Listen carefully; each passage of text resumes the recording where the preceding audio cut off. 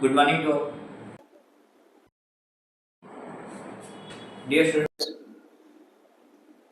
STI 3 mains માટે આપ સર્વેનું હું doctor Atul sir Gujarat career academy તરફથી સ્વાગત કરું છું. મિત્રો, આજે એક જ વિષયની ચર્ચા આપણે કરવી છે અને એ વિષય છે ગુજરાતી ભાષા.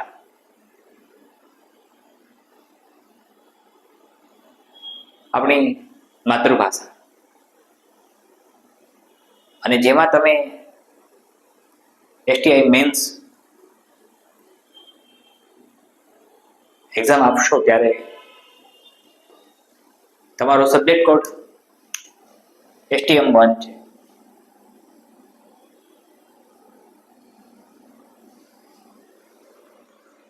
મિત્રો, રંગીલી ભાષા છે, રંગીલું ગુજરાત છે, જય જય ગરવી ગુજરાત છે, અને ગુજરાતી ભાષાનો વિધિવત પ્રારંભ આપણે કરીએ છીએ. તમારા બધા જ સૂચનો આવકાર્ય છે. મિત્રો, આ ચેનલની ડિસ્ક્રિપ્શન બોક્સમાં જે પણ લિંક આપી છે તેમાં સબસ્ક્રાઇબ ઝડપથી કરજો, જેથી તમને મહત્તમ લાભ મળે.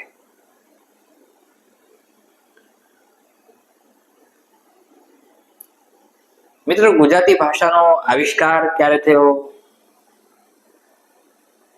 કયા પ્રકારે થયો, એ આપણને અત્યારે સ્પર્શતું નથી એટલે ચર્ચા નહીં કરીએ. પણ ત્રણ અલગ અલગ પ્રકારના હોરિઝોનમાં ગુજરાતી ભાષાઓ વહેંચાયેલી છે: પ્રાચીન ગુજરાતી, મધ્યકાલીન ગુજરાતી અને અર્વાચીન ગુજરાતી. તમે કરણ ઘેલો પ્રથમ નવલકથા કહી શકો. આ બધું જ્ઞાન તમારી પાસે છે. તમે બંધારણના ઘડવૈયાઓમાંના એક કનૈયાલાલ માણેકલાલ મુનશીના ઐતિહાસિક પુસ્તકો ગુજરાતનો નાથ, રાજાધિરાજ, પૃથ્વી વલ્લભ,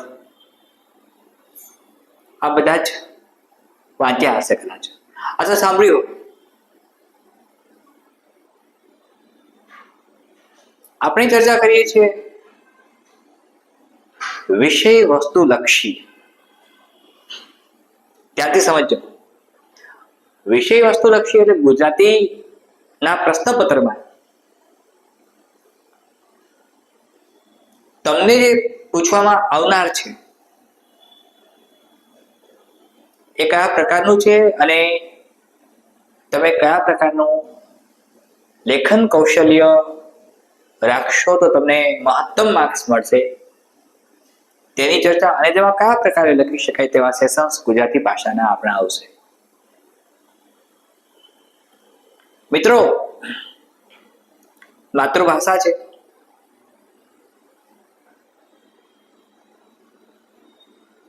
સ્વાભાવિક છે, આપણે એની ઉપેક્ષા ન જ કરવી જોઈએ, નથી જ કરતા. પણ આપણો હેતુ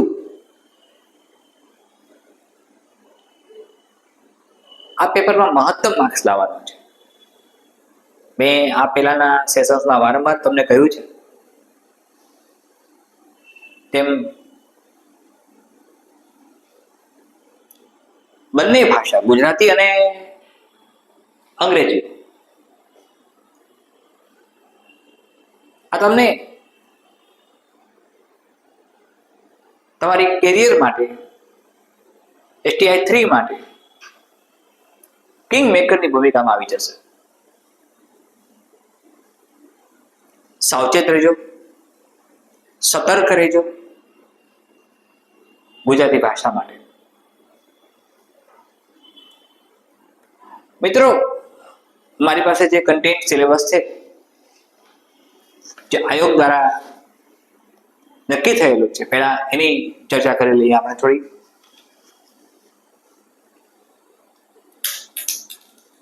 એક તો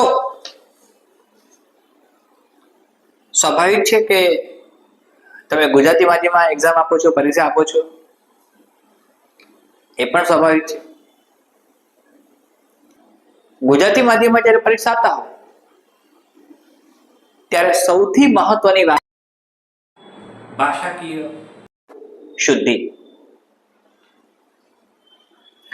મિત્રો, વારંવાર તમને એક વાત કરી છે એ પ્રમાણે મારે તમને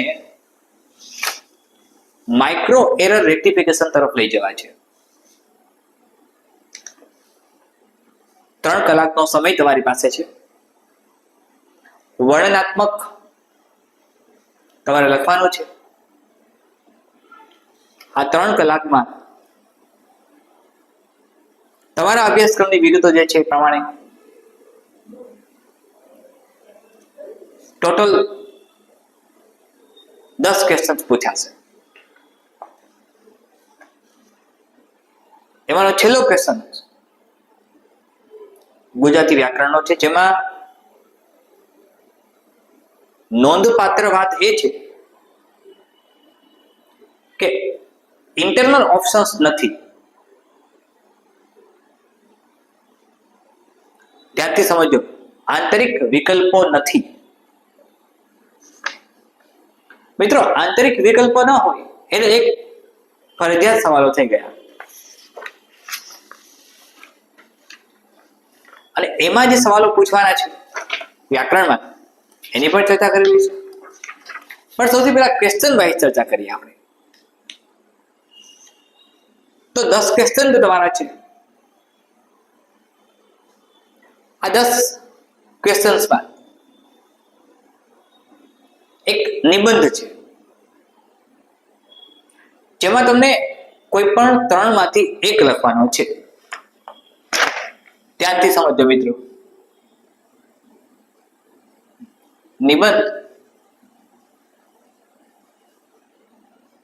1 out of 3, 3 માંથી એક ઓપ્શન્સ મળે છે તમને. શબ્દ મર્યાદા 250 વર્ડ્સ થી 300 વર્ડ્સ છે.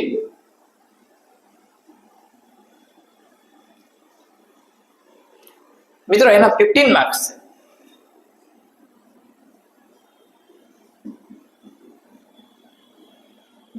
$15.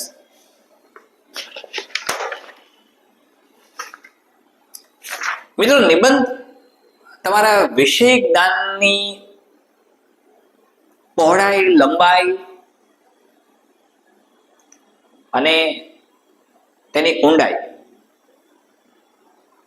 આ ત્રણેય માપી લે છે. ધ્યાનથી સમજજો. વારંવાર એક સૂત્ર હું આપું છું એટલા માટે, અને એ સૂત્ર તમે જાણો છો, L multiple B multiple D is equal to success. Length, breadth સાથે ડેપ્થ આવશ્યક છે. અને નિબંધ તમને જે પૂછવાના છે એ વર્ણનાત્મકમાં વિશ્લેષણાત્મક, ચિંતનાત્મક અને સાંપ્રત સમસ્યા આધારિત પણ હોઈ શકે. મિત્રો, સમાજમાં અવનવી ઘટનાઓ બનતી હોય છે. સમાજશાસ્ત્રીઓ તેનું અવલોકન કરતા હોય છે. ચિંતનાત્મક, જે ફિલોસોફિકલ થોટ્સ પર આધારિત હોય, જેના પર ચિંતન થઈ શકે, અંતમાં વર્ણન કરી શકો. સાથે સાંપ્રત સમસ્યાઓ, કરંટ જે પણ ઇસ્યુઝ છે બધા, તેને આવરી લેતા સવાલો નિબંધના સ્વરૂપમાં પૂછે છે. તેનો અર્થ એવો થયો, સ્પષ્ટ અર્થ તરફ આપણે જઈએ તો સાંપ્રત સમસ્યાઓ જેટલી પણ છે એટલી તમારા મનમાં, હૃદયમાં સ્થિર થવી જોઈએ, હૃદયસ્થ થવી જોઈએ. મિત્રો, હૃદયસ્થ શબ્દ બોલું છું ત્યારે તે ઉપપદ સમાસ છે.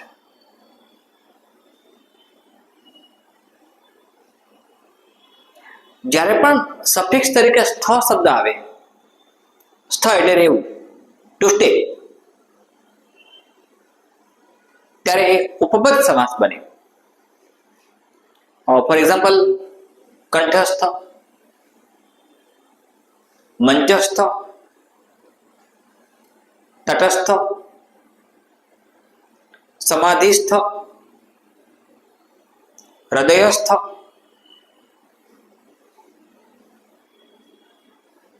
તો આ પ્રકારના જે નિબંધો પૂછાય છે એમાં તમારે કોઈ પણ એક લખવાનો છે, ત્રણમાંથી તમને ઓપ્શન્સ મળે છે. હું જ્યારે વિચારું છું મારા અનુભવના આધારે, મિત્રો વખાણ નથી કરતો પણ અનેક નિબંધ સ્પર્ધાઓ જીતી ચૂક્યો છે.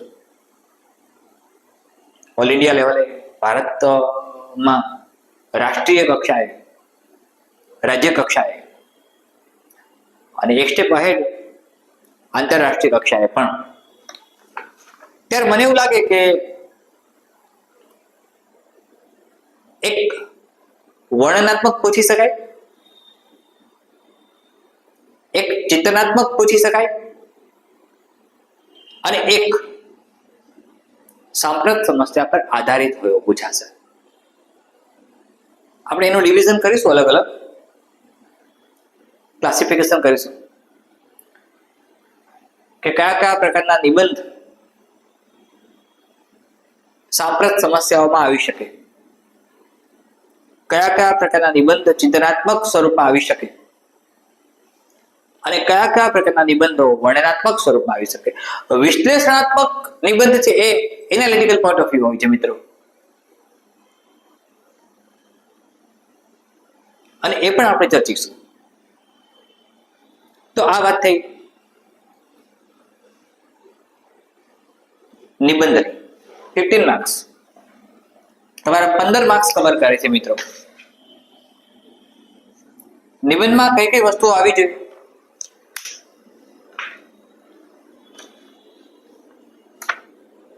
હંમેશા તમે શીખતા આવ્યા છો એમ કહેશો, પ્રસ્તાવના, મધ્ય ભાગ અને ઉપસંહાર. મિત્રો ઘણું બધું લખવાનું હોય છે નિબંધમાં, અને સાચું ફેક્ટ બેઝ જરૂર હોય તો ફેક્ટ બેઝ તમારા મૌલિક વિચારોનું પ્રતિબિંબ તમે નિબંધમાં વ્યક્ત કરી શકો.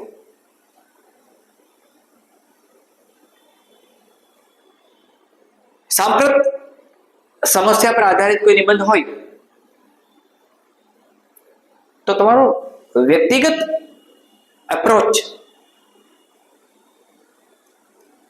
તમે વ્યક્ત કરી શકો.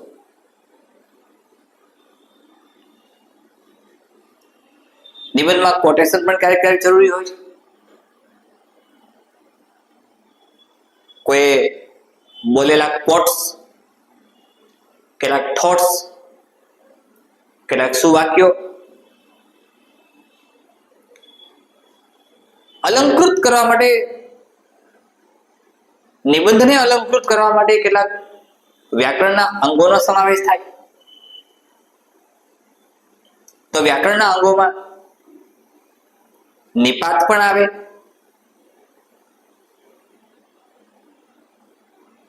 અલંકાર પણ આવે, સામાસિક શબ્દો પણ આવે, સમાસ પણ આવતો હોય છે, કહેવતો રૂઢિપ્રયોગ પણ મૂકી શકો. આ બધાનો ઉલ્લેખ કરીને, ઉલ્લેખ શબ્દ આવે છે મિત્રો, ઉલ્લેખ. જ્યારે ઉલ્લેખ શબ્દ તમે બનાવો છો, લિસન ટુ મી, ત્યારે સંધિ વિગ્રહ કરો ત્યારે તમે જાણો છો કે ઉત પ્લસ લેખ બને છે, તો હેન્ડીકેપ આવે છે. સંધિ વિગ્રહ પણ આવે છે, આપણે એની પણ ચર્ચા કરીશું. મિત્રો, આ બધી વાત નિબંધમાં તમારા વૈચારિક વ્યક્તિત્વનું પ્રતિબિંબ છલકાવવું જોઈએ. આ એક વાત નિબંધની થઈ. એમાં ઘણી બધી વાતો આપણે ઘણા બધા નિબંધ હું તમને આપવાનો છું, સમજાવવાનો છું, અને તમે ઈચ્છશો તો હેન્ડ રિટન કોમ્પ્યુટરાઇઝ પીડીએફ પણ તમને મળ્યા કરશે. એટલે જ કહું છું કે બધી ચેનલ્સને ઝડપથી સબસ્ક્રાઇબ કરો. કોર્સ આગળ ચાલવા માંડશે, પછી સમય ઘટતો જશે. એક પણ લેક્ચર સ્કીપ ન કરો, મિસ ન કરો. તમારા સમય અત્યારે રેકોર્ડેડ ફોર્મમાં છે, જોતા રહો, સમજતા રહો તમારે આ સમય પ્રમાણે તમારી અનુકૂળતા મુજબ. પોઈન્ટ નંબર 2 વિચાર વિસ્તાર છે.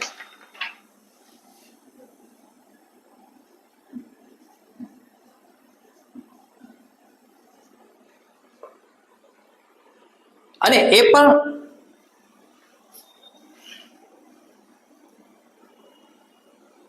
વન આઉટ ઓફ 2 તમને 2 પૂછશે, એમાંથી એક લખવાનું છે.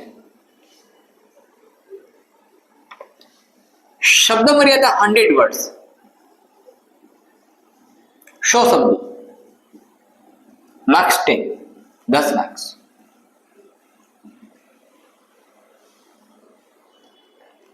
મિત્રો, વિચાર વિસ્તાર એટલે expansion of the idea, expansion of the thought.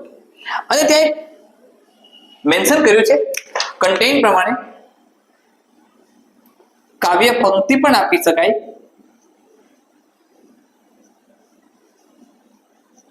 અથવા તો ગદ્ય સૂક્તિ પણ આપી શકાય. બંનેમાંથી કોઈ પણ એક અથવા બંને પૂછશે.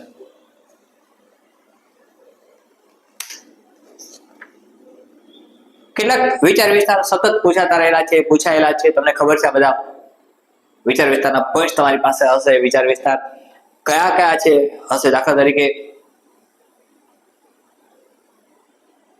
કરસનદાસ માણેકનું છે ગરીબોના ખુબામાં તેલનું ટીપું ધોયેલું ને શ્રીમંતોની કબર પર ઘીના દીવા થાય છે. પછી વારંવાર તમે તૈયાર કર્યું હશે, મોટિવેશનલ છે. સફળતા જિંદગીની હસ્તરેખામાં નથી હોતી, ચણાયેલી ઇમારત તેના નકશામાં નથી હોતી. આ બધું તમે તૈયાર કર્યું છે મિત્રો. એક્સપાન્શન ઓફ ધ આઈડિયા એ ઘણી વાતો સાથે તમે એને કનેક્ટ કરી શકો. 100 શબ્દોમાં તમારે લખવાનું છે, અને 100 શબ્દોમાં લખો ત્યારે વિચાર વિસ્તારને મઠારીને લખો, સ્પષ્ટ કરો, એક્સપાન્શન કરો. મિત્રો, 2 કન્ડિશન ધ્યાનમાં રાખજો. એક વિચાર વિસ્તાર અને સંક્ષેપીકરણ. વિચાર વિસ્તારમાં કોઈ કાવ્ય પંક્તિ કે ગદ્ય સૂક્તિનો તમે એક્સપાન્શન કરો છો, અને સંક્ષેપીકરણમાં તમે બ્રીફિંગ કરો છો. હવે મિત્રો, બ્રીફિંગ અને આ બંનેમાં તફાવત શું? એક્સપાન્શનમાં તો તમે જ્યારે બ્રીફિંગ કરો છો ત્યારે તમારા વહીવટી કૌશલ્ય માટે તમે જ્યારે બ્યુરોક્રેટ્સ બનો છો, ત્યારે બ્યુરોક્રસી તમારી પાસે આવે છે, તમે બ્યુરોક્રસીમાં પ્રવેશ કરો છો, ત્યારે આ બંને બાબતોનું પૂરતું જ્ઞાન તમારી પાસે હોય તે જરૂરી છે. તો વિચાર વિસ્તારમાં તમે જ્યારે બ્યુરોક્રસીમાં પ્રવેશ કરો છો ત્યારે તમારું બ્રીફિંગ, એક્સપાન્શનની કેપેસિટી, એફિશિયન્સી કેટલી છે એ બધું ઘણું બધું મિત્રો માગી લે છે. આની ખૂબ જ વિગતે ચર્ચા કરશું, અને ફરી એક વખત મારા અહંકારથી પણ અનુભવના આધારે કહું છું મિત્રો, તમને નિબંધ વિચાર વિસ્તારમાં હું નિપુણ બનાવી દઈશ. પુસ્તકોમાં છાપેલા નિબંધો, પુસ્તકોમાં છાપેલા વિચાર વિસ્તાર ન વાંચવા એવું હું નથી કહેતો, પણ તમારા મૌલિક શબ્દોમાં તમારી મૌલિકતાને અભિવ્યક્ત કરે તેવી રીતે પરીક્ષક અપેક્ષા રાખશે રાખશે અને રાખશે. હવે તમારે વિચારવાનું છે કે તમારે કઈ દિશામાં જવું છે. આ પછીનો થર્ડ પોઈન્ટ જે હમણાં જ હું બોલ્યો હતો એ સંક્ષેપીકરણ છે. Point number 3.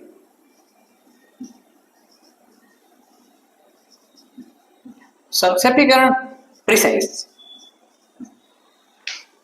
1/3 1/3 ભાગમાં તમારે એનો સંક્ષેપમાં લખવાનું છે. ઘણી બધી આમાં આ એક પોઈન્ટ એવો આવે છે મિત્રો કે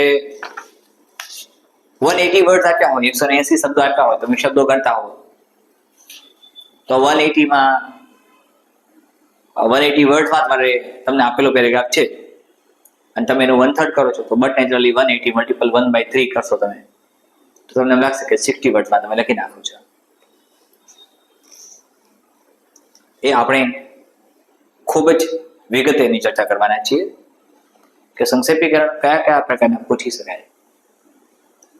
કાકા સાહેબ કાલેલકરનો હોય, ફાધર વાલેસનો હોય, મહાત્મા ગાંધીના કોઈ કન્સેપ્ટ બેઝ હોય, સ્વામી સચ્ચિદાનંદનો હોય. આપણે સંક્ષેપીકરણમાં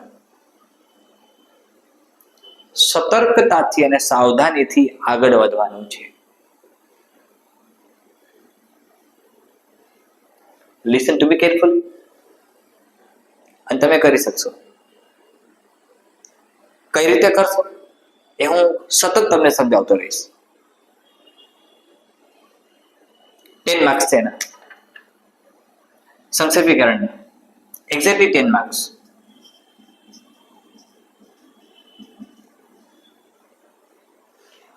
મિત્રો આ પોઈન્ટ એવો આવશે, લખવા કરતા વાંચવામાં તમારો સમય વધારે ખાઈ જશે અને વાંચવું જ પડશે, વાંચવું જ જોઈએ, વાંચજો જ. તમારી સમજણ શક્તિ કેટલી છે એના જ્ઞાનની ચકાસણી અહીંયા થશે. કોઈ એક ગદ્ય ખંડને તમે કઈ રીતે સમજી શકો છો, તમે કઈ રીતે ઇવેલ્યુએટ કરી શકો છો તેની ચકાસણી થાય છે મિત્રો. એટલે અહીંયા પૂરેપૂરું ધ્યાન આપશો. આ પછી એક 5મો પોઈન્ટ, 4th પોઈન્ટ છે. એ 4th પોઈન્ટ ગદ્ય સમીક્ષા છે મિત્રો.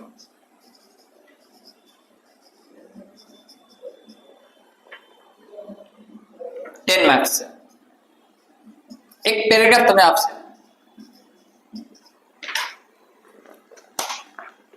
સવાલો નીચે પૂછ્યા હશે, તમારે એના ઉત્તર લખવાના છે. મિત્રો આમ તમે જુઓ તો સંક્ષેપીકરણ અને ગદ્ય સમીક્ષા લગભગ સમાંતર જાય છે. ધ્યાનથી સમજજો, લગભગ સમાંતર જાય છે. અહીંયા તમે 1/3 કરો છો અને અહીંયા તમે આપેલા સવાલોને ગદ્ય ખંડમાંથી એના ઉત્તરો શોધીને લખો છો તમારા મૌલિક શબ્દોમાં. કેટલાક મિત્રો એ ભૂલ કરે છે કે છાપેલા શબ્દો જ લખી આવે છે. એમ નથી કરવાનું. સાથે વિચાર વિસ્તારને તમે કનેક્ટ કરો, એક લિંકિંગ બ્રિજ બનાવો તો સમજાશે. એકમાં એક્સપાન્શન ઓફ ધ આઈડિયા છે, એકમાં 1/3 કરવાનું છે અને એકમાં તમારે સમીક્ષા કરવાની છે.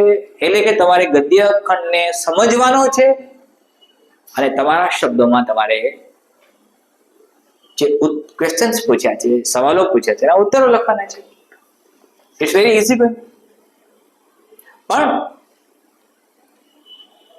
વધારે સમય અહીંયા વાંચવામાં જશે, તમારે એને વાંચવું પડશે.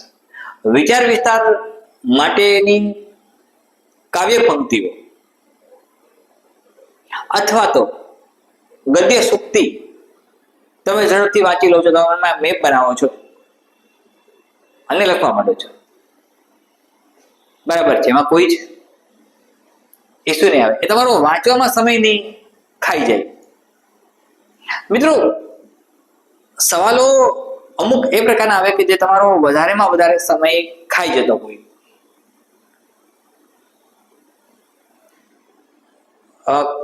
ક્રિટિસિઝમ નથી કરતો, પણ જીપીએસસી 1-2 ની પ્રિલિમિનરી તેનું એક્ઝામ્પલ છે.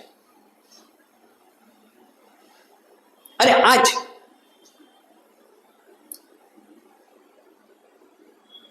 આ સન્ડેમાં લેવાયેલી નીટ 2025 યુજીની એક્ઝામ, જેમાં ફિઝિક્સ, કેમિસ્ટ્રી અને બાયોલોજી. મિત્રો, પરીક્ષક તમારી ચકાસણી એવા હેતુથી કરે છે કે તમારું પ્રોમ્પ્ટ અન્ડરસ્ટેન્ડિંગ કેટલું છે. તમે કીવર્ડ્સ જીપીએસસી 1-2 નું સમગ્ર પેપર મેં ચકાસ્યું છે, પ્રશ્નપત્ર,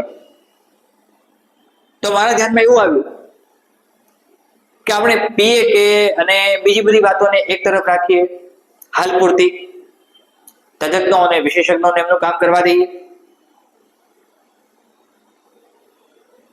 પણ કીવર્ડ્સ જો તમે ઓળખી શકો તો તરત જ તમે ઉત્તર તરફ ગતિમાન થાવ છો. વેલ, એક જે 5મો ક્વેશ્ચન છે, 5th ક્વેશ્ચન, એ મિત્રો પ્રચાર માધ્યમો માટે નિવેદનો તૈયાર કરવા. પ્રચાર માધ્યમો માટે આ ખૂબ જ મહત્વનું છે.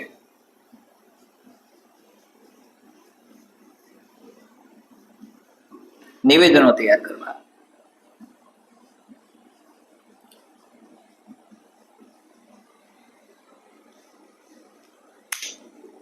મિત્રો, ઘણાનું સપનું હોય છે બ્યુરોક્રેટ થવાનું. તમારું પણ છે. Lal Bahadur Shastri IAS training centre Mussoorie દેખાતું હોય, સપનામાં આવતું હોય, એક જ ટાર્ગેટ હોય, એના સિવાય બીજું કશું જ દેખાતું ન હોય, એવું મેં અનુભવ્યું છે અને એમાંથી હું પસાર થયો છું. હવે તમે જયારે બ્યુરોક્રેટ્સ બનો છો ત્યારે તમારે પ્રચાર માધ્યમ માટે કોઈ નિવેદન તૈયાર કરવાનું થાય, પણ એ તમારે ગવર્મેન્ટની કોઈ સ્કીમ છે,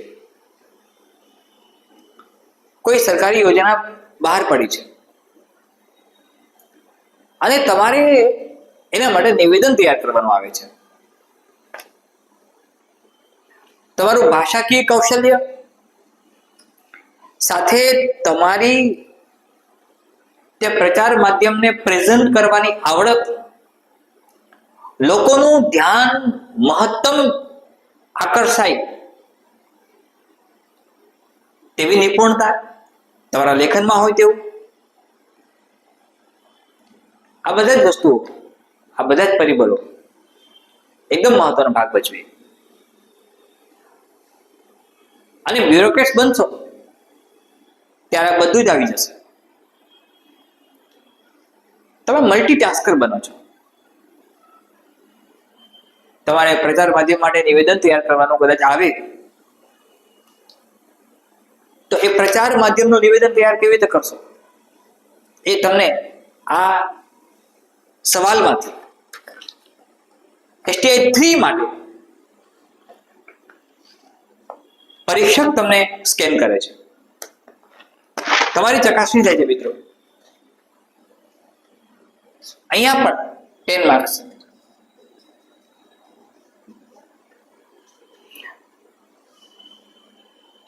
હવે એની શબ્દ મર્યાદા છે 150 વર્ડ્સ. 150 શબ્દો.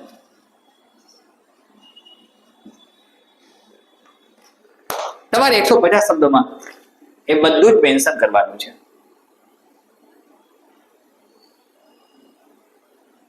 ધ્યાનથી સમજવાનો પ્રયત્ન કરજો. તો એ પણ તમને અફસરશાહીના બ્યુરોક્રેટના એક ભાગરૂપે ખૂબ જ મહત્વની ભૂમિકામાં આવતું હોવાથી તમે તમારા માટે ગુજરાતીનું પેપર શા માટે મહત્વની ભૂમિકામાં આવે છે? કારણ કે તમે એક ઓફિસર થવા જઈ રહ્યા છો. તમે જ્યારે ઓફિસર બનશો ત્યારે તમારી પાસે મલ્ટીટાસ્ક હશે. એમાં એક ટાસ્ક આ પણ હશે અને એમાં તમે તમારી ભૂમિકા કયા પ્રકારે અદા કરી શકો છો એ બાબતની તમારી ચકાસણી થાય છે. એ પછી જે પોઈન્ટ નંબર 6 છે મિત્રો, એ છે પત્ર લેખન. હવે પત્ર લેખન છે એ 5 માર્ક્સ ધરાવે છે મિત્રો, મિનિમમ વેઇટેજ છે અને 100 વર્ડ્સ શબ્દ પણ ખૂબ ઓછા છે. તમારે માત્ર 100 શબ્દોમાં લખવાનું છે. પોઈન્ટ્સ પણ છે. અભિનંદન, શુભેચ્છા, વિનંતી, ફરિયાદ, આ બધા પ્રકારના પત્રો.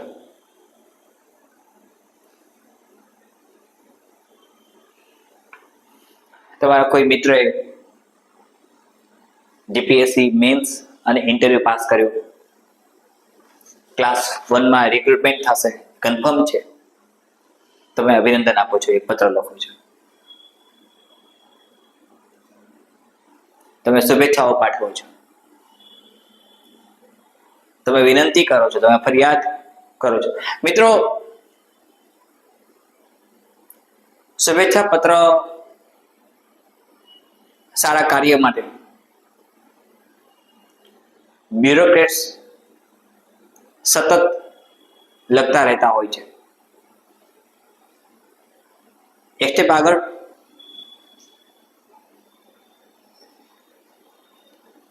મિનિસ્ટર્સ પણ શુભેચ્છા પત્રો લખતા હોય છે.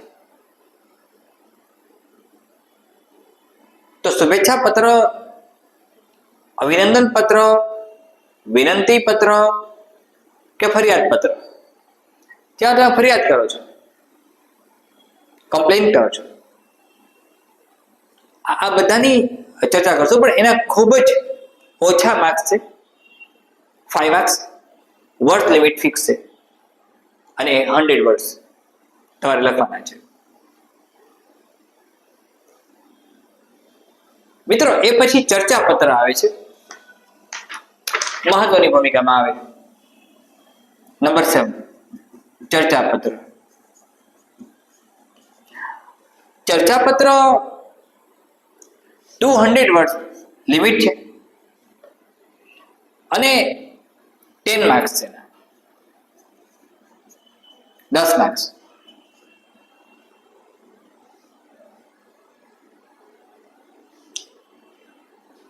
ચર્ચા પત્ર જે લોકો નિયમિતપણે વર્તમાન પત્ર વાંચે છે, સમજે છે, એમને ખ્યાલ હોય છે કે તમારા વ્યક્તિગત અભિપ્રાયો રજૂ કરતું એક ચર્ચા પત્ર હોય છે, જેમાં પ્રજાના પ્રશ્નો, સાંપ્રત સમસ્યાઓ, ફોર એક્ઝામ્પલ અત્યારે લગભગ ગુજરાતમાં બધી જગ્યાએ ભૂગર્ભ ગટર યોજનાનું કામ ચાલતું હોય છે. તો એક નાગરિક તરીકે તમારો વ્યક્તિગત અભિપ્રાય તમે જ્યારે રજૂ કરો છો, ચર્ચા કરો છો, જેમાં પ્રજાના પ્રશ્નોનો સમાવેશ થાય છે, સાંપ્રત સમસ્યાઓનો સમાવેશ થાય છે,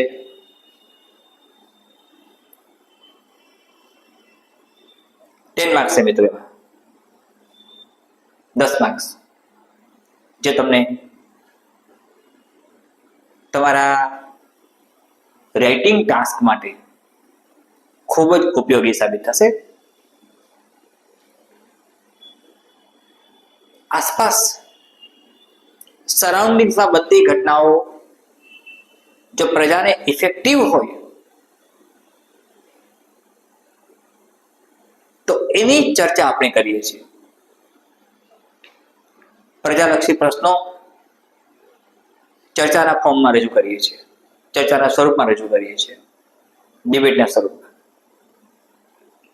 મિત્રો, ડિબેટ ની ક્યારેક ડિસ્કશન કરીશું.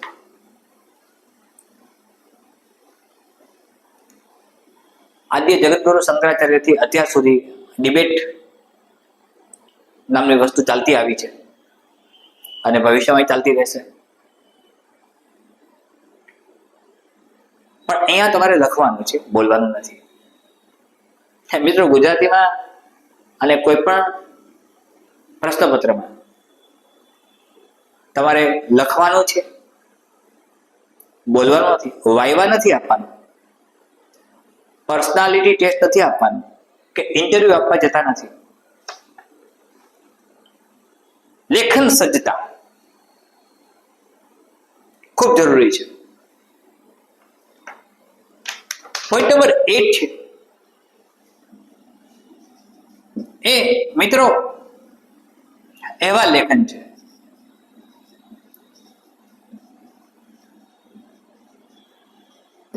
માર્ક્સ છે, એના પણ 10 માર્ક્સ. એવા મીન્સ તમે સમજો છો એ પ્રમાણે છે. કોઈ ચોક્કસ ઇવેન્ટ માટે, કોઈ ચોક્કસ બનાવ માટે તમે અહેવાલ તૈયાર કરો છો. મીન્સ કે તમે જોયેલું વિઝિબલ તમારી સામે જે હતું, પ્રત્યક્ષ સંદેશો પડે તો પ્રતિ પ્લસ અક્ષ, વિરુદ્ધાર્થી પરોક્ષ, પરહ પ્લસ અક્ષ, અક્ષરે આંખ.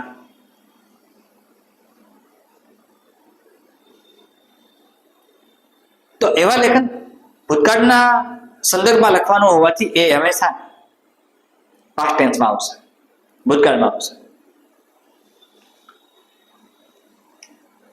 ઘણા બધા પ્રકારના એવા લેખન છે મિત્રો, ઘણી બધી ચર્ચાઓ કરીશું આપણે સેશન વાઇઝ. એ પછી ભાષાંતર આવે છે, ટ્રાન્સલેશન. અને અંગ્રેજીમાંથી ગુજરાતી, તમને અંગ્રેજી પેરેગ્રાફ આપ્યો હશે, એમાંથી તમે ગુજરાતીમાં અનુવાદ કરો છો. એના પણ 10 માર્ક્સ છે મિત્રો, પૂરેપૂરા 10 માર્ક્સ. હવે આ તો અંગ્રેજી ભાષાના શબ્દોને, તમારું શબ્દ ભંડોળ અંગ્રેજી ભાષાનું કેટલું અને કેવું છે, અને તમે એ શબ્દ ભંડોળની મદદથી ગુજરાતીમાં ટ્રાન્સલેશન કેવું કરી શકો છો, આ એક એના માટેનું એજન્ડા છે. સરળ છે. કેટલાક અંગ્રેજી શબ્દો વારંવાર પ્રયોગમાં લેવાતા હોય છે. હું તમને અમુક કી પોઈન્ટ્સ આપીશ કે આમ કરશો તો આવું લખાશે, આવું વિચારશો, આવું સમજશો તો આવું લખાશે. હું ટ્રાન્સલેશનની વાત કરું છું, અનુવાદની વાત કરું છું. શબ્દ અનુવાદ છે. વાદ સફિક્સ છે, અનુ પ્રિફિક્સ છે. અનુકૂળ, અનુભૂતિ, અનુવાદ, અનુસરણ, આ બધા શબ્દોમાં અનુ પ્રિફિક્સ છે. અનુજ, અનુજ કયો સમાસ છે મિત્રો? ઉપપદ સમાસ છે. જ શબ્દનો અર્થ જન્મ લેવો.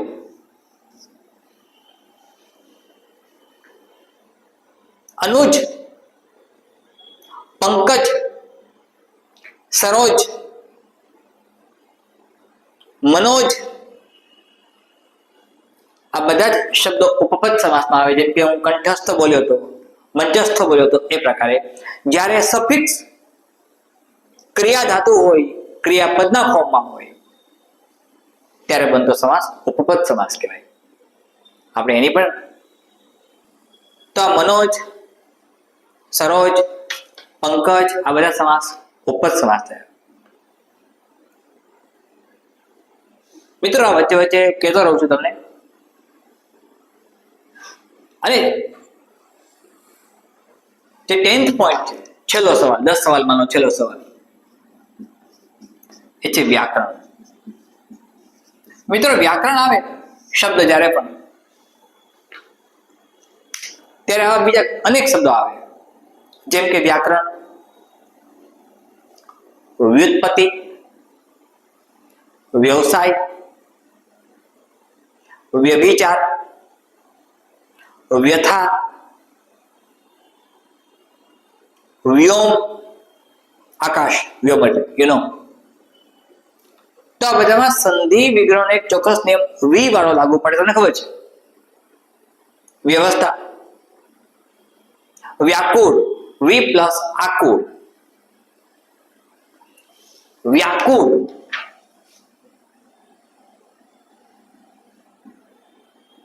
વી પ્લસ આકુળ.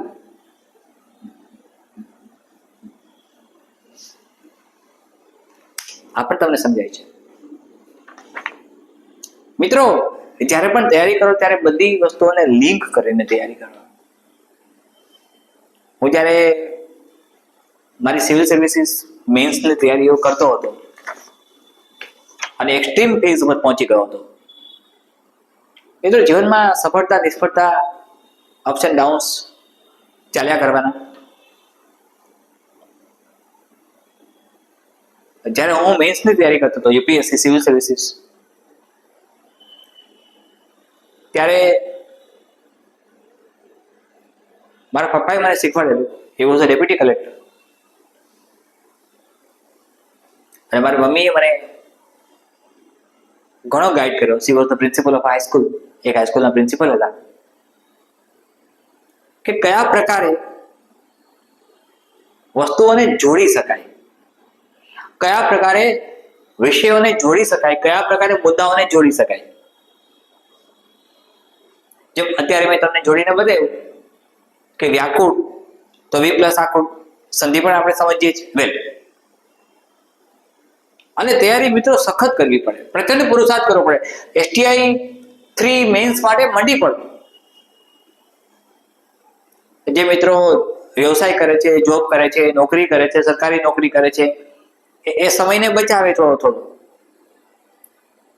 મેં જ્યારે તૈયારીઓ કરેલી સિવિલ સર્વિસીસ યુપીએસસીની મેન્સ માટેની, જે મારો લાસ્ટ ચાન્સ, થર્ડ એટેમ્પ્ટ હતો અને ખૂબ જ સારા માર્ક્સ સાથે મેં મેન્સ ક્રેક કરી. ત્યારે મારી કલાકો વાંચવાની સખત વધારે હતી. કદાચ અનઇમેજિનેબલ છે. 21 કલાક, 20 કલાક, 18 કલાક, 19 કલાક.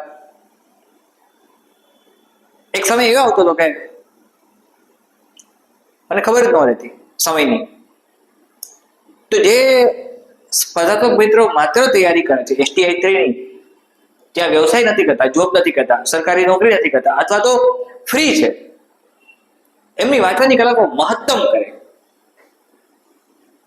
વધારેમાં વધારે વાંચે અને મહત્તમ વાંચે. આ એક જ કાર્ય જીવનમાં હોવું જોઈએ મિત્રો. STI 3 તમારા જીવનનું લક્ષ્ય હોવું જોઈએ. અને બનાવવું હોય ને લક્ષ્ય, તમે એક વખત બનાવી તો જુઓ. ગુજરાત કેરિયર એકેડેમીના પ્લેટફોર્મ પરથી હું ડોક્ટર અતુલ સર તમારી સાથે પ્રતિબદ્ધ છું, વચનબદ્ધ છું. મિત્રો મને તમારી મહેનત અને પ્રચંડ પુરુષાર્થમાં પૂર્ણ શ્રદ્ધા છે. તમને જરૂર છે માત્ર યોગ્ય દિશા અને માર્ગદર્શનની. એક પરફેક્ટ ડિરેક્શન તરફ જવું છે, એક મેચ્યોર ડિરેક્શન તરફ જવું છે, એક એક્સપિરિયન્સ ડિરેક્શન તરફ જવું છે, ડેસ્ટિનેશન તરફ જવું છે, મંજિલ તરફ જવું છે આપણે, જે કમ્ફર્ટેબલ થઈ જશે. તો વ્યાકરણ શબ્દમાં જ સંધિ વિગ્રહનો નિયમ લાગુ પડે છે મિત્રો. આ વ્યાકરણના જે અલગ અલગ પોઈન્ટ છે, એ રૂઢિપ્રયોગ, એમના અર્થ અને કહેવત સાથે કહેવતોનો અર્થ, રૂઢિપ્રયોગોનો વાક્યમાં પ્રયોગ, કહેવતોનો અર્થ, સમાસનો વિગ્રહ કરવાનો છે મિત્રો, છૂટું પાડવાનો સામાસિક શબ્દને, સમાસને, છંદ, અલંકાર, શબ્દ સમૂહ માટે એક શબ્દ, એ તમે ગોખી નાખ્યા છે મિત્રો. એમસીક્યુ ફોર્મ માટે તમે ખૂબ તૈયાર કર્યા છે, મને ખાતરી છે. જોડણી સુધી આ પણ તમને આવડે છે, કઈ જોડણી સાચી કઈ જોડણી ખોટી હોય, લેખન સુધી, ભાષા સુધી તો એ પણ તમને ખબર છે. દાખલા તરીકે તમે જાણો છો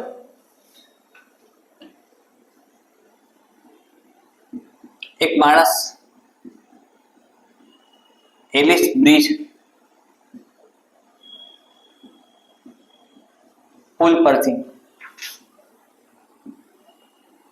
પસાર થઈ ગયો. આ રોંગ સેન્ટેન્સ છે મિત્રો. એક માણસ એલિસ બ્રિજ પુલ પરથી પસાર થયો. બ્રિજ અને પુલ બે ભેગા થાય છે, સાચું વાક્ય બને છે. એક માણસ એલિસ બ્રિજ પરથી પસાર થયો. એક સજ્જન માણસ મૃત્યુ પામ્યો. ખોટું સેન્ટેન્સ છે. એક સજ્જન મૃત્યુ પામ્યો. વેલ, આ તમને સમજાય છે. તો એ લેખન શુદ્ધિ અને ભાષા શુદ્ધિ પર ડિપેન્ડ છે. અને સંધિ જોડો કે છોડો એ આપણે જે વાત કરી હમણાં. અને વાક્ય રચનાના અંગો કર્તા, કર્મ, સકર્મક, અકર્મક, ક્રિયાપદની સ્થિતિ, વાક્યના પ્રકાર, કર્તરી, કર્મણી, પ્રેરક, ભાવે, પુનઃ પ્રેરક અને વાક્યનું પરિવર્તન, અને એક માંથી બીજામાં ટ્રાન્સફોર્મ કેમ કરવું તે. મિત્રો આ ઓવરઓલ વાત થઈ ગુજરાતી વિષયની.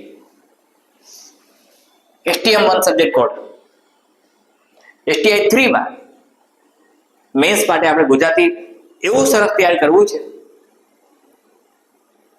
કે આપણા મેરિટમાં તેની ભૂમિકા ખૂબ જ મહત્વની આવે. આપણે એમ કહી શકીએ ગુજરાતી રંગીલા ગુજરાતીએ રંગ લાવી દીધો. રંગીલા ગુજરાતીએ રંગ લાવી દીધો.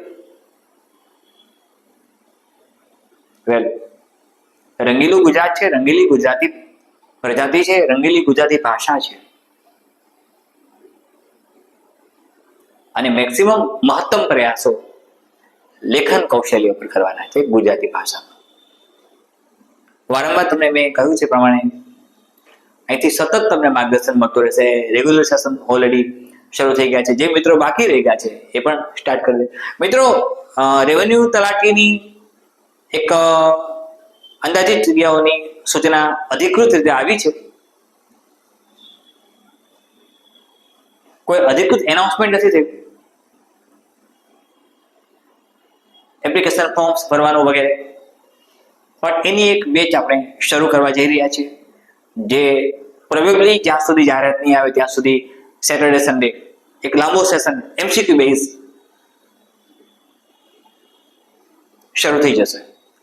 જે મિત્રોને રજીસ્ટ્રેશન કરાવવું હોય, તલાટી મંત્રી અને કોન્સ્ટેબલની પરીક્ષા પણ નજીક આવે છે, સમય એમાં તો ઓછો છે, પણ તો પણ જ્યાં જરૂર લાગે ત્યાં ગુજરાત કેરિયર એકેડેમી તમારી સાથે છે, તમારી જોડે છે. GPSC 1-2 માટે જ્યારે આન્સર શીટ ફાઇનલાઇઝ થશે PA કેરિયર અને કન્ફર્મેશન લેટર આવશે એ પહેલા લગભગ બેચ આપણે શરૂ કરી દઈશું. મિત્રો એ પણ લેખન કૌશલ્ય પર આધારિત છે. અને હું તો એક સ્ટેપ બાય ત્યાં પણ કહું છું કે જે મિત્રો GPSC 1-2 ની તૈયારી કરતા હોય એ ગુજરાત કેરિયર એકેડેમીના પ્લેટફોર્મ પરથી જે પણ STI 3 ના મેન્સના લેક્ચર્સ આવે છે એ એટેન્ડ કરે. લેખન કૌશલ્યમાં ખૂબ જ કામમાં આવશે મિત્રો. શક્ય છે તમે રેવન્યુ મામલતદારમાં આવતા હશો તો ડેપ્યુટી કલેક્ટરમાં પહોંચી જશો. મારા શબ્દોને બરાબર સમજવાનો પ્રયત્ન કરજો. એટલે એક આ પ્રકારની તૈયારી શરૂ કરી શકાય. મિત્રો ઘણા બધા મિત્રો મને પૂછે છે મેસેજ દ્વારા અને ઘણી બધી રીતે GPSC 1-2 નું અંદાજિત મેરિટ કેટલું રહેશે. મિત્રો આ બધી વાતનો કોઈ ઉત્તર મારી પાસે નથી.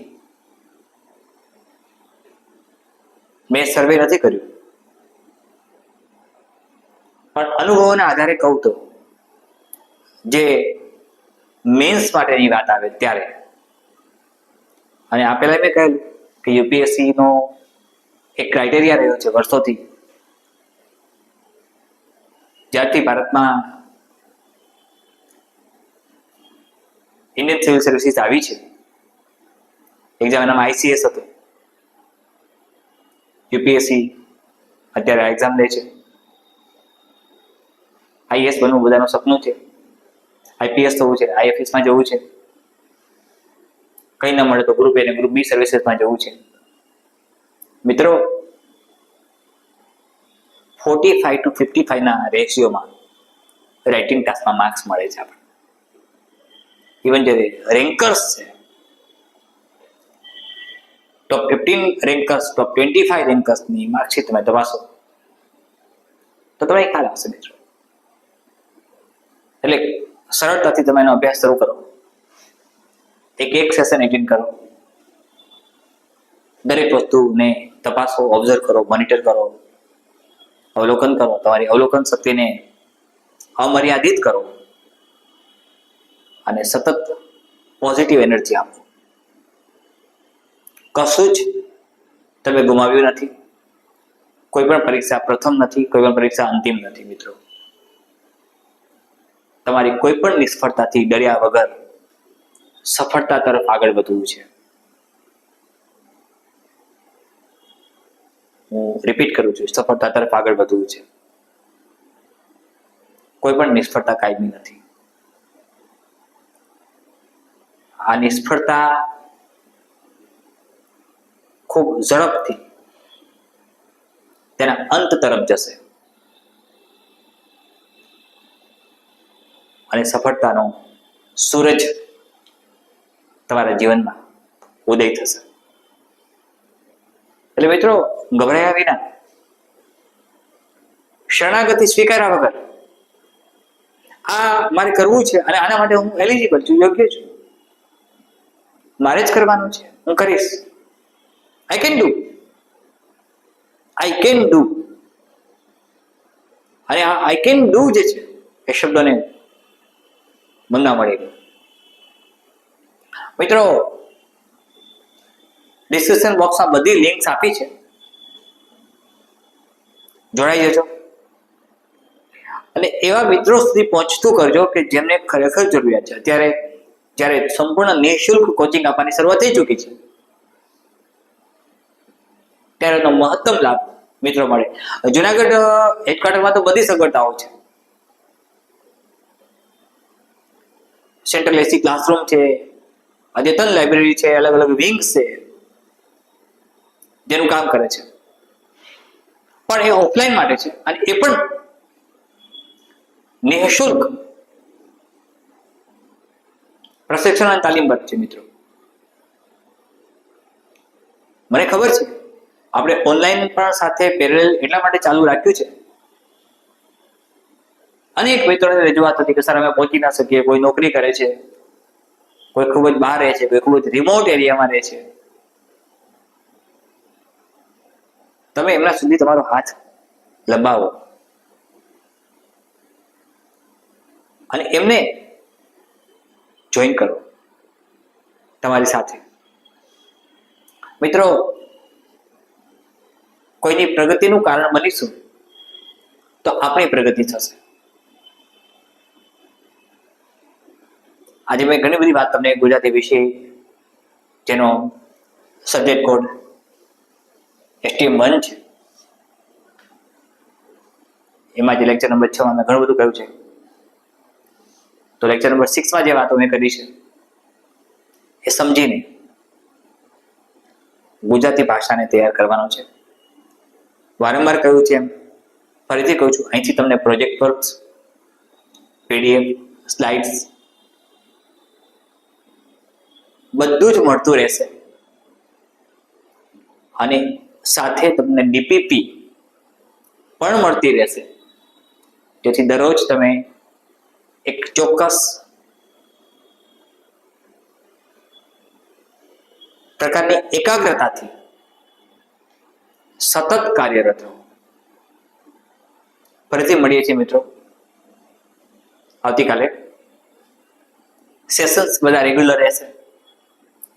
એક ટાઈમિંગ અને શેડ્યુલ બને છે આખો કે કયા સેશનમાં કયો ટોપિક આવશે. હવે પછીના જનરલ સ્ટડીના ટોપિકમાં પણ નવી વાતો હશે. એમાં પણ જે પોઈન્ટ વાઇઝ છે, કયા કયા પ્રકારના પોઈન્ટ્સ એવા છે કે જેની ચર્ચા કરીને આપણે એ પૂછી શકાય એવા એને કયા પ્રકારે પ્રેઝન્ટ કરી શકીએ અને પરીક્ષક આપણને ધારેલા માર્ક્સ આપે એવો મારો પ્રયત્ન રહેશે. તો ફરીથી મળીએ છીએ આવતીકાલે મિત્રો. સરસ મજાની તૈયારી ચાલુ રાખો. જરૂર લાગે ત્યાં હેલ્પલાઇન નંબર તમારી સામે જ છે. તમને હેલ્પલાઇન નંબર ઉપરથી મદદ કરવામાં અમને જરાય તકલીફ નહીં પડે. સંકોચ રાખ્યા વગર તમે હેલ્પલાઇન નંબરની મદદ લઈ શકો છો. યુપીએસસી મેન્સ માટે પણ લેવલ 1 માં તૈયારીઓ શરૂ કરવાની મેં સૂચના આપી દીધી છે. આખી એક વિંગ તૈયાર થાય છે જે યુપીએસસી લેવલ 1 ની મેન્સ માટેની તૈયારીઓ કરાવશે. તેને લેવલ 1 અમે નામ આપ્યું છે અહીંયા ઇન્સ્ટિટ્યૂટ માટે. લેવલ 2 જીપીએસસી 1-2 મેન્સ માટે આવશે. લેવલ 3 માં તમે બધા આવો જ છો મિત્રો. એક કલેક્ટિવ ઇફોર્ટ, એક સામૂહિક જવાબદારી આપણે લઈએ. આપણા ભવિષ્યને ઉન્નત કરવા માટે આપણે એક સામૂહિક જવાબદારી લઈએ અને એ સામૂહિક જવાબદારીમાં ગુજરાત કેરિયર એકેડેમી સતત તમારી સાથે છે. હું ડૉક્ટર અતુલ સર સતત તમારી સાથે છું. ધન્યવાદ.